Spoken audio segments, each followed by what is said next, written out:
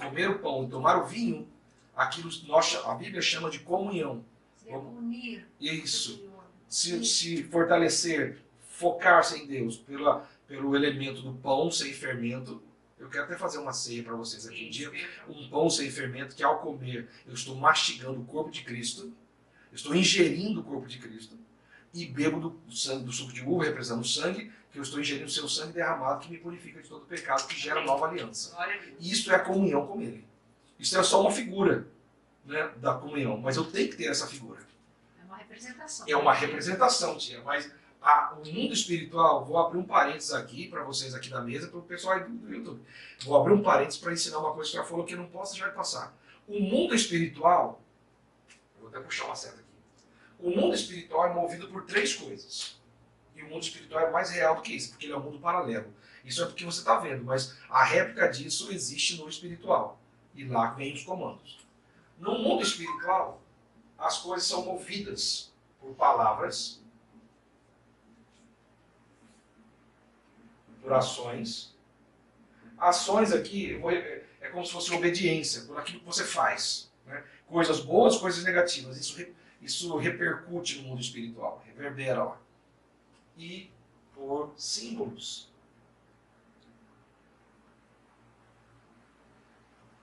Símbolos. Então, um símbolo que eu utilizo aqui me conecta às coisas espirituais. Lembra o que as pessoas fazem em outras religiões? Eles usam muito, tem religiões africanas que usam bonecos, né? E utilizam disso, espeto, aquelas coisas todas, para se conectar uma pessoa e fazer alguma coisa, né? Então é um símbolo, mas que liga o espiritual como se fosse um satélite, que te liga lá e liga de novo. Isso é muito verdade. Então a ceia do Senhor é um símbolo, como a senhora disse. Eu como pão e bebo do vinho, eu estou me conectando, me ligando, entrando em sintonia. Entende? Por isso é muito importante a ceia. Eu vou dar uma aula aqui só sobre ceia. É muito importante. Tem que ser. Jesus falou, quem tem que se alimentar de mim. Precisam se alimentar de mim. Mas fechando aqui, gente, isso aqui só foi uma abre parênteses, tá? Fecha agora.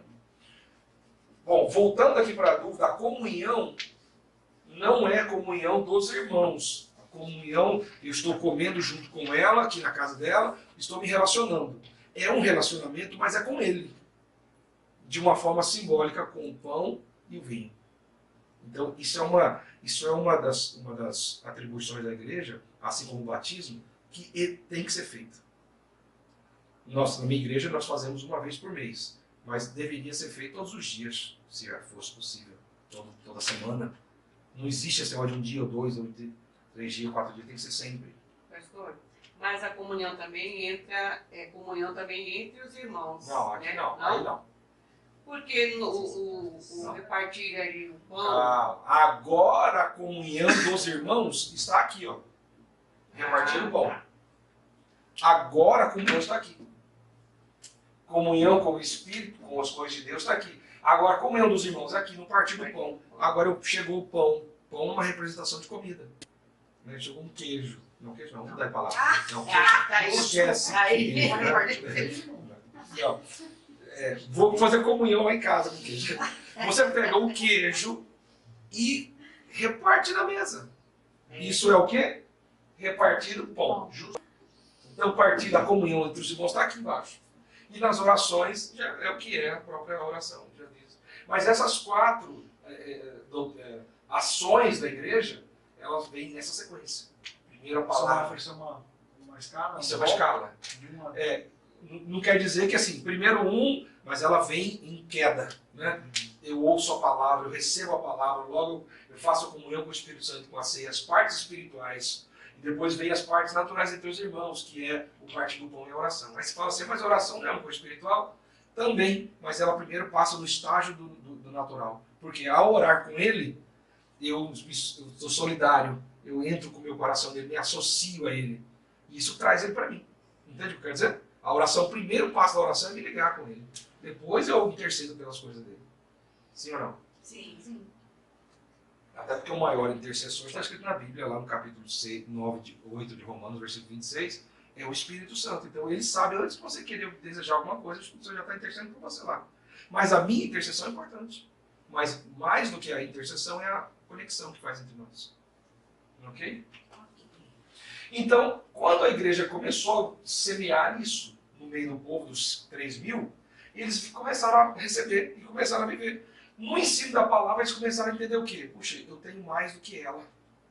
Então eu tenho que dividir, não posso viver com mais. Eu tenho 3, ela tem 0. Tem que dar um para ela, mano. Aí vai lá e entrega. Aí daqui a pouco ela vê um que não tem nada. Aí ela pega o meio dela, e quebra no meio. Divide, um para lá e um para cá. E esse sentimento foi tomando a igreja. Isso é cristianismo, gente. Isso é cristianismo. Só que não é doutrina de homens. Não é uma coisa de partido. Isso aqui é coisa, palavra de Deus. É assim que o crente tem que viver. É assim que o servo de Deus, assim que o cristão tem que viver. Não importa ele, de religião que ele seja, ele tem que viver assim. Um modelo inicial desse desdobramento seria aquela da esmola, daquela mulher que não tinha nada e deu o que ela tinha. Deu o que ela tinha. Seria um desdobramento inicial, mais do que você ter um e dar metade, você não ter isso aqui dá tudo. Deu tudo. E ela deu tudo e recebeu muito mais do que ela esperava. Não existe alguém que semeia em Deus e fica sobrando e fica faltando. Não tem essa. É verdade. Talvez você não reconheça, mas a bênção de Deus se estabeleceu na sua vida e ele fez abençoado. Amém. É claro que você teve que obedecer, porque eu vou dizer uma coisa, tia. Deus não abençoa um coração que não é generoso. Todo generoso. A Bíblia fala assim, o profeta diz, que o Senhor te abençoe em todas as coisas, como é próspera a tua alma. Ou seja, assim como generosa é a tua alma, então que as bênçãos venham sobre a sua vida dessa forma. Um coração generoso, ele recebe já falou? Cascada. Chuva de bênção, cascata de bênção. É assim que tem que ser generoso. Só que a generosidade não é coisa de tolice. Né? Silvio Santos, quem quer dinheiro? Não. Generosidade tem que passar por uma análise. Eu sou generoso, mas pera lá. Eu tenho entendimento financeiro. A nossa conversa começou com isso, né? Eu lido com dinheiro com inteligência. Então, eu posso ter 1 milhão. Mas o que é 1 milhão para eu dar 100 reais para ele? Para lá. Aí quem não trabalha emocionalmente pensa assim, só tem isso. Eu tenho 1 milhão, só vou dar 100, então toma 100 aí, toma 100. Não. O inteligente emocional não é que ele é mesquinho, é que ele usa com sabedoria, emocionalmente. Ele não põe somente sentimentos no dinheiro, põe razão.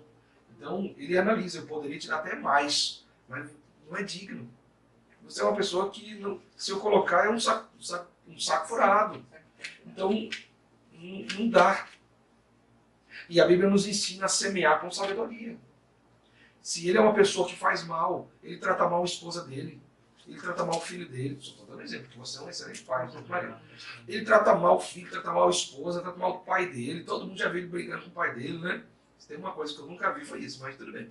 Briga com o pai dele, briga com todo mundo, com a mãe dele trata mal. Você vai depositar algum recurso nele, mas nunca. Mas sabe o que vai acontecer? No dia que a senhora colocar uma oferta aqui, vai se associar a ele. E esse sentimento vai começar a voltar para você. Não, eu não me associo. E eu falo, aí vou deixar ele comer a míngua? Não. Sabe o que você vai fazer? Chegar com a Bíblia e ela fala assim, Sônia, muda de vida, está escrito na Bíblia aqui, você não pode agir assim com seu pai, com sua mãe, com sua esposa. Você tem que ser assim. Aí quando ele mudar, agora ele está se esforçando. Então eu vou dar um incentivo. Eu vou patrocinar você. Aí é diferente. Entende? Inteligência. Eu lido com o dinheiro. Mas eu tenho muito. Calma, você tem muito é porque o coração é inteligente. Sim ou não? Sim. Totalmente voltado para a Bíblia. Os discípulos não falaram assim, olha gente, pega o que você tem aí e dá para o pobre. Não. Com inteligência, com sabedoria. E eles começaram a dividir as coisas do que tinham. Só que, ao invés de raliar, foi ao contrário, o efeito subiu. Quando eu divido o meu aumenta e o seu também. Ou seja, o nosso cresce junto. Entende? Por quê? Porque eu estou semeando na vida dela não é para ela gastar com seus prazeres, para ela crescer, se levantar. Entende o que eu quero dizer? Puxa, ela está trabalhando lá na costureira, eu não tenho com a mão, vou dar uma máquina, né? Eu tenho 2, toma uma máquina. Daqui a pouco ela está com o negócio dela crescendo, tem 10, 15 máquinas, e eu tenho 20.